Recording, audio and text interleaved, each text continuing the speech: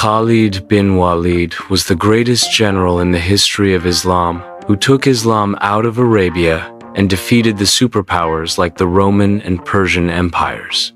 But after all this, the Caliph of that time, Hazrat Umar, removed him from his position as army chief. But why? What was the need to remove such a great general? Khalid bin Walid is still the only general in the world who has never lost a battle in his life. First of all, he defeated the Muslims in his first battle, the Battle of Awad. Then after accepting Islam, he won a dangerous battle like the Battle of Mu'tah, in which the Prophet gave him the title of Saifullah, the sword of Allah, for the first time. Then after the Prophet, the first Caliph, Hazrat Abu Bakr, became the first army chief of the Muslims. After that, he left for Medina with an army and quickly conquered the whole of Arabia. And he achieved a great victory in the Battle of Yamamah. But after conquering the whole of Arabia, Abu Bakr ordered him to return to the Persian Empire instead of coming back to Medina.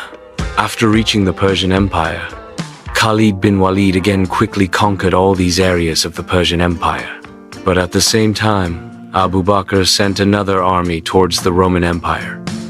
But even though this army was very large, it could not achieve such a success. Therefore, in order to control the situation of the Roman Empire, Hazrat Abu Bakr sent orders to Khalid bin Walid that he should leave the Persian Empire and go to the Roman Empire. Then when Khalid bin Walid went to the Roman Empire, he again started winning every battle there. And finally, after conquering the very important city of the Roman Empire, Damascus, he conquered the whole area. But now when Khalid bin Walid went to the Roman Empire, the Muslims started losing again in the Persian Empire. So when the people of the world saw that where Khalid bin Walid goes, the Muslims win, and where he does not go, the Muslims lose. After this, Khalid bin Walid became a very big celebrity, and not only in the Muslims, but also in the Roman and Persian empires.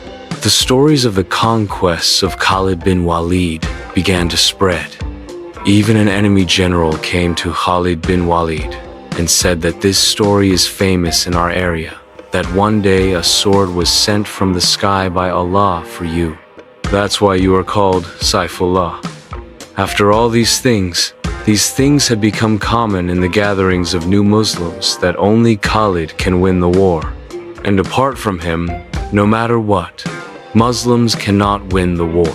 When Hazrat Umar became the Caliph, he knew that the Muslims' mindset about Khalid bin Walid could be very dangerous for Islam. Because if, let's say, Khalid bin Walid was martyred in a war, then the morale of the Muslim army would be broken.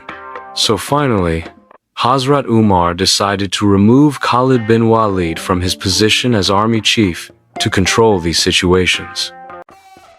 But wait, Hazrat Umar did not just remove Khalid bin Walid, but started to change the state of Muslims from every angle. And he sat in Medina and sent orders to every area. First of all, he put new governors in the conquered areas. And he was given these orders that before every decision, it is necessary to ask the Caliph in Medina. And this was a very new thing for the Arabs, because before this, every tribe used to make its own decisions. But Hazrat Umar was against the tribal system and wanted the power of a centralized Medina. Along with appointing governors in the provinces, Hazrat Umar also appointed some spies without informing them, who used to convey every good or bad news of these governors to Hazrat Umar. Apart from this, Hazrat Umar made a system of justice in every province, in which courts were made according to Islamic law in every province. And the headquarter of all these courts was made in the Supreme Court of Medina, in which many companions were appointed as judges. And among all these judges, there was one most respected and great judge, Hazrat Ali R.A., Hazrat Umar R.A., made a police system in every city for the first time. And in the markets of these cities, a department was made to keep prices under control, and especially to control the markets of Medina, a woman. Shifa bint Abdullah became its leader. This was a very strange thing at that time. How Hazrat Umar made a woman sit on such an important post. But Hazrat Umar used to make decisions only by giving merit. All this was the work done by Hazrat Umar R.A. in civil administration. But apart from all this, he also started changing the army of Muslims. Means before this, in the era of Hazrat Abu Bakr R.A., the army and generals of Muslims used to make all the decisions themselves. And Hazrat Abu Bakr R.A. also allowed them to do this, because at that time, there were no phones and no internet. So if every decision was asked from Medina before, then the speed of the army of Muslims would have become very slow. But Hazrat Umar was more concerned about Islam than the speed of the army of Muslims. Because if you look at it, then the biggest empire of Muslims was made by Genghis Khan. But that empire ended in just 100 years. But Hazrat Umar R.A. wanted Islam to remain in the world for thousands of years after this empire. So he sent a letter to his army chief, Khalid bin Walid, and told him about the new rules of this empire. That before every decision, it is necessary to ask the Caliph in Medina. Apart from this, Hazrat Umar also sent some spies to the army of Muslims, who, without informing these generals, kept delivering all their news to Hazrat Umar. When Khalid bin Walid read the letter of Hazrat Umar R.A., that before every decision, it is necessary to ask the Caliph in Medina. So he refused to accept this order. Not because he thought he was very big, but because doing this would slow the speed of the army of Muslims. And moving forward with slow speed was not the style of Khalid bin Walid. Hazrat Umar again sent another letter to Khalid bin Walid, that you will only be the army chief of Muslims on this condition, if you accept these orders. But again, Khalid bin Walid refused to do this, and said that when the first Caliph Abu Bakr did not ask me, then why are you asking me? Now, Ibn Hajar al-Asqalani's book and some other books have written a very interesting incident. That one day, Khalid bin Walid was sitting in a gathering where a poet read some very powerful poems. So Khalid bin Walid happily gave him 10 zero coins according to the currency of that time.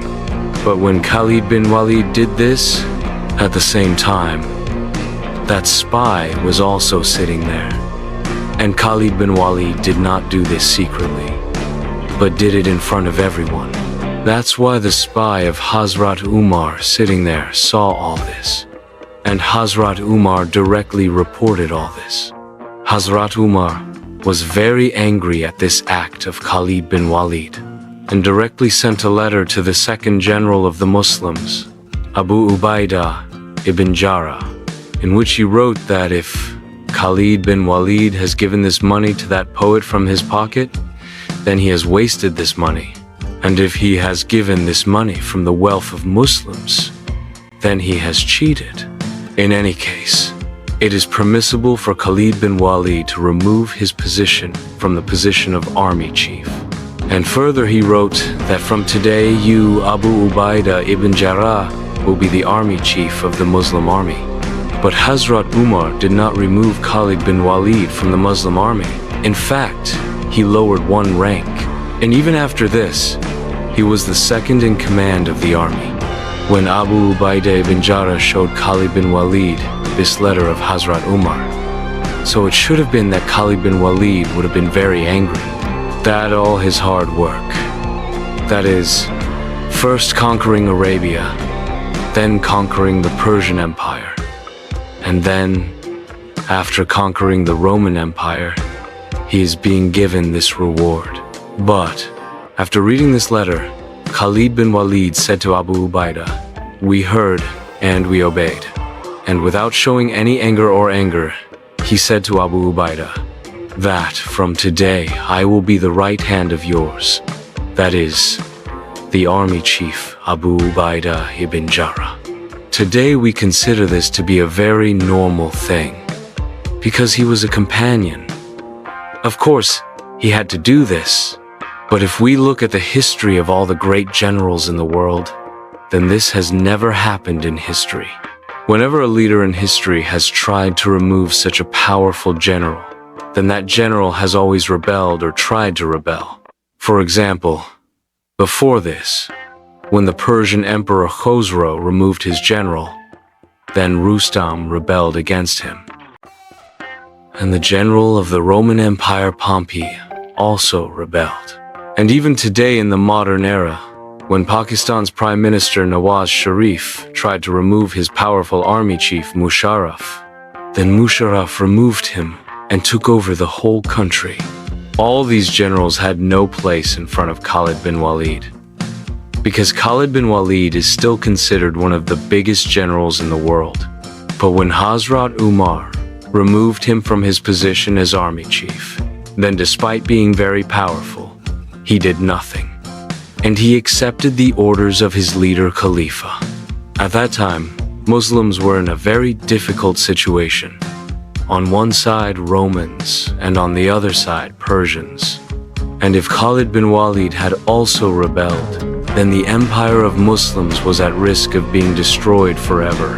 Now, in all the research I've done on this issue, I have seen that in this incident, apart from Hazrat Umar and Khalid, a third is also a very important character. I mean, one was Hazrat Umar, who made such a big decision to strengthen the state of Medina without caring for anyone.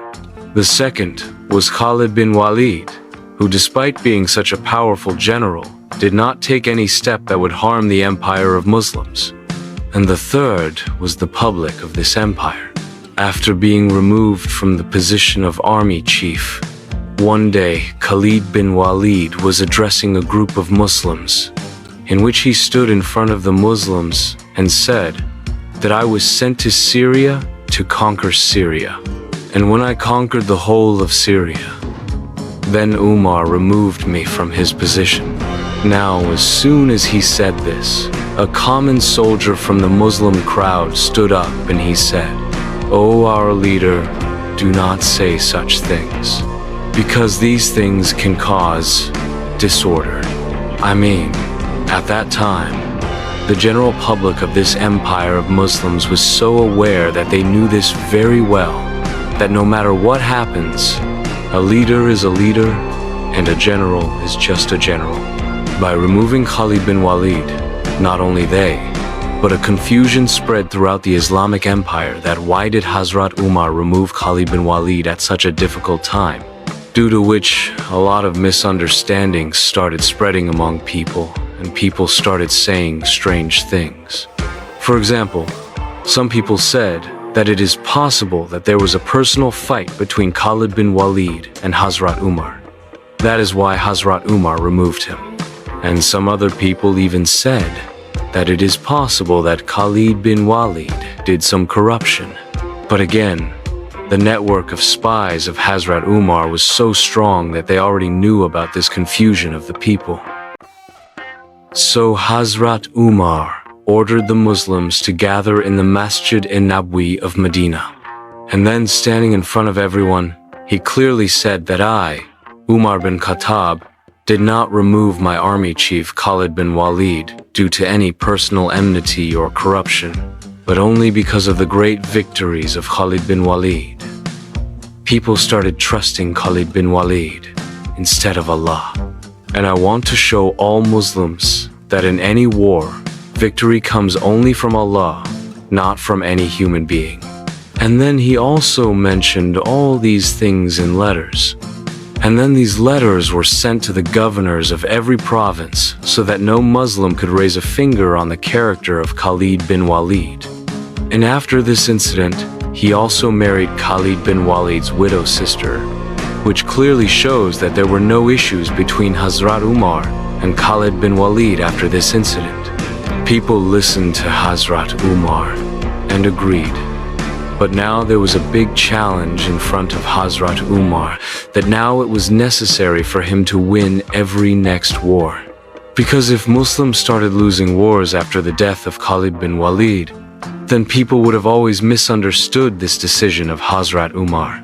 Now, after the death of the Prophet, many tribes of Arabia rebelled against the state of Medina under the Caliphate of Abu Bakr, which was then destroyed. But many people were arrested and imprisoned in these places. But when Hazrat Umar became the Caliph, he ordered to release all these prisoners and announced a common pardon for everyone, due to which their popularity in the whole of Arabia increased a lot. And people were so happy with this mercy of Hazrat Umar that they came and accepted Islam and then joined the army of Muslims at their own will. One of these people was Tulaiha, and he was the one who had also claimed to be a false prophet in the time of Abu Bakr. But when he came to Hazrat Umar, Hazrat Umar also forgave him, and he also joined the army of Muslims. After these harsh and brutal decisions of Hazrat Umar, the people of Arabia were so happy with him that they left all their old enmities and joined the army of Muslims. And for the first time, Christians also came and swore to support Muslims against the Persian Empire. So now, Hazrat Umar has joined the army of Muslims and Christians and formed a new army against the Persian Empire. This army defeated a very large army of the Persian Empire under the leadership of Musana. And at the same time, under the leadership of Abu Ubaidah ibn Jarrah, Muslims defeated a large army of the Roman Empire and achieved a great victory. And in this way, the whole world saw that the state of Medina could win wars without the Muslims, Khalid bin Walid, and the plan of Hazrat Umar was successful. But now the biggest war in the history of Muslims, the war of Yarmouk and the war of Qadisiyah, is very close.